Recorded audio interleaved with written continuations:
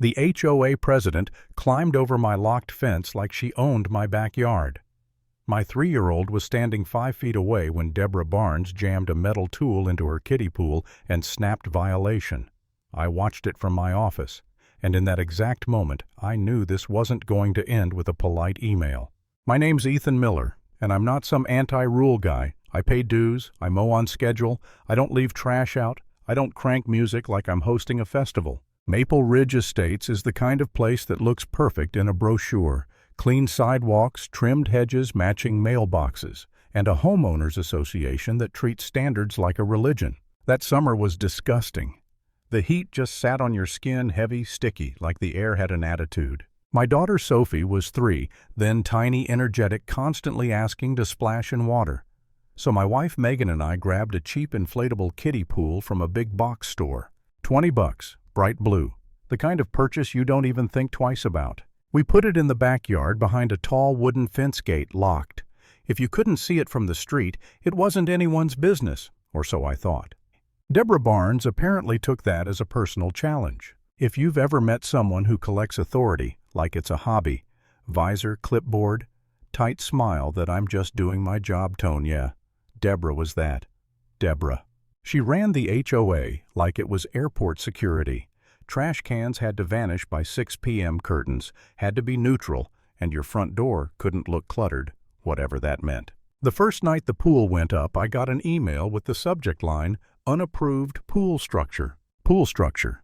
Like I'd installed a lazy river. "Remove immediately or face a $250 fine," she wrote, and she attached a blurry, zoomed-in photo of my backyard, clearly taken through a gap in the fence. I stared at that photo and felt this slow irritation crawl up my neck.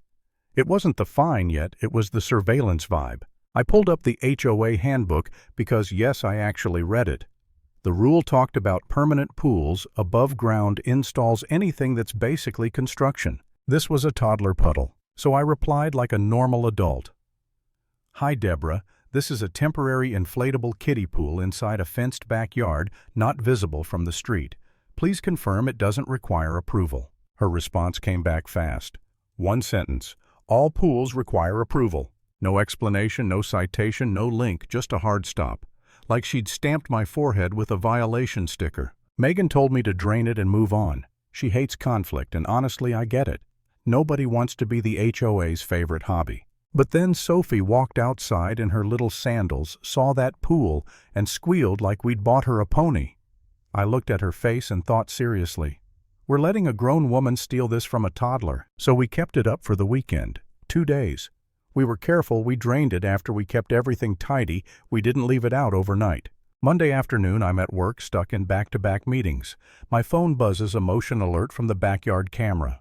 I tap it without thinking, and my brain takes a second to catch up. Deborah is on the far side of my fence. Not at the gate, not knocking, climbing one leg over hands, gripping the top like she's done it before. My gate was locked. She didn't care. She drops into my yard, adjusts her visor, and walks like she's on an inspection tour. Sophie is outside with Megan holding a little plastic cup, watching like it's just another sunny day. Deborah points at the pool and starts talking sharp loud. The camera doesn't catch every word, but I see her mouth form it perfectly clear. Violation. Then she pulls out something metal, not a pen, not a phone, a tool, and she drives it into the side of the pool. Once, twice, 3 quick hits like she's popping a balloon at a kid's birthday party. The pool starts collapsing with that sad hissing sound, water spilling into the grass. Sophie freezes for half a second like her brain can't place what's happening. Then she starts crying, big, confused, heartbroken crying. Deborah doesn't flinch. She plants her hands on her hips like she's proud, tosses out another violation, and turns around like she just took out the trash. Then she climbs back out and disappears. I don't even remember leaving my office. I remember the drive hand shaking, jaw clenched, replaying the clip like it wasn't real. When I got home, Sophie was inside with puffy eyes. Megan was furious in that controlled way like she was holding it together for our kid. She said she had authority, Megan told me. She said she was enforcing HOA rules. Authority. In my locked backyard. I pulled up the footage on a bigger screen and watched it again start to finish. Trespassing, property damage, a toddler crying. and Deborah walking away like she just completed a task. And the worst part wasn't the pool. It was the message underneath it. I can enter your space whenever I want, and you can't stop me. So I emailed the entire HOA board, every address I could find. I kept it clean, but I didn't soften it, and I attached the video. I wrote, "Your president trespassed on my property, destroyed my child's property, and frightened my family. I expect reimbursement, a written apology, and confirmation this will not happen again." The next morning, I didn't get an apology. I got a hearing notice. They scheduled me for a violation hearing, like I was the problem. That's when you learn how HOA power works. It's not about being right. It's about paperwork meetings and wearing you down until quitting feels like relief. The hearing was in the community clubhouse. Folding chairs, burnt coffee, fluorescent lighting, the whole depressing vibe. Deborah sat at the head of the table with a little nameplate that said, "President." She didn't look embarrassed. She looked annoyed, like I'd interrupted her routine. I played the video. People shifted. Someone muttered, "No way." One older neighbor's eyes went wide like something finally clicked for her. Deborah leaned forward and said, calm as can be, "That footage doesn't show the entire context." The context of her climbing my fence and stabbing a kiddie pool. Then she hit me with, "We have to maintain standards. Pools are a liability. This is for the community."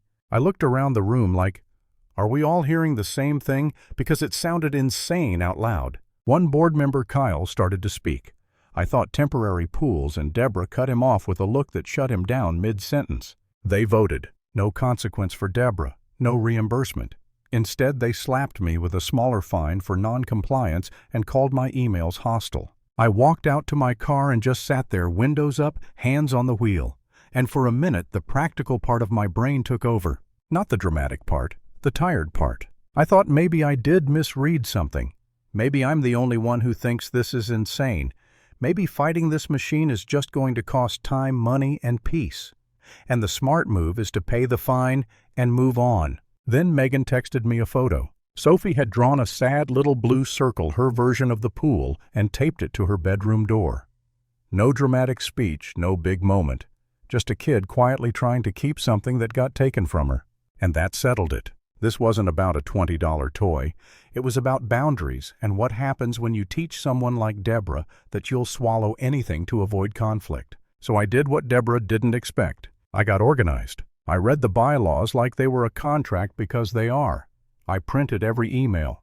I saved the video in multiple places like I was guarding evidence in a high-stakes trial. Then I met with a lawyer named Daniel Ross. Daniel watched the footage twice, expression steady. Then he looked at me and said, "She did this on camera, with your gate locked." I nodded. He flipped through the bylaws and tapped a section with his pen.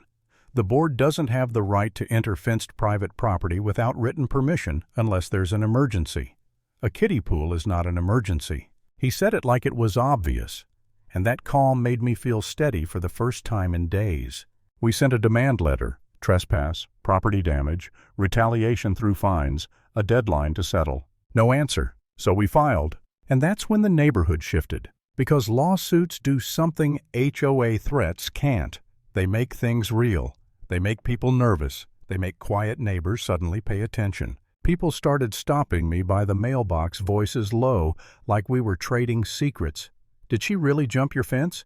Are you actually suing the HOA? I can't stand that woman." Someone posted a clip in the neighborhood Facebook group, just enough to show Deborah climbing in and the pool collapsing. The comments were not kind. Deborah tried to regain control the only way she knew how. She called a special meeting and proposed a new rule banning all water recreation structures, like she was rewriting the Constitution because a toddler owned an inflatable. That meeting was packed.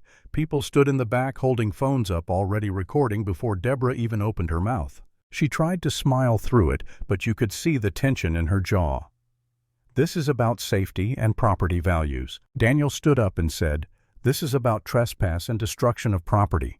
Changing rules mid-lawsuit doesn't erase what happened." Deborah snapped, "No recording." And someone in the back said loud and flat, "It's a public meeting, Deborah." Her face changed. Not anger, panic, because bullies love privacy, and they hate daylight. A week later, we learned the HOA's insurance wasn't thrilled either. Intentional property damage by an officer isn't some cute oops. It's the kind of thing that gets coverage denied and liability pointed at an individual. Suddenly, the board's loyalty to Deborah got real thin. Then came court. Small claims, straightforward, no fancy theatrics, just a judge, a screen, and my video. Deborah tried to say she was acting in official capacity like those words were a magic shield. The judge watched her climb my fence, watched her stab the pool, watched my kid cry. Then the judge looked at Deborah and said, "Official capacity doesn't grant you permission to trespass, and it certainly doesn't grant you permission to destroy a child's property." Deborah opened her mouth like she had another speech ready. The judge didn't let her. Judgment for me. Damages paid, my fine wiped out, and a clear warning to the HOA about overreach and retaliation. The final blow wasn't even the judge, it was the neighborhood. Once that ruling circulated, the next board vote was brutal. Deborah lost her presidency, lost her seat, and walked out of the clubhouse without her nameplate, without her clipboard, without her little kingdom. I didn't need a celebration to understand what happened. I just needed to see that empty chair. Lesson learned. If an HOA mistakes your silence for permission, correct them fast.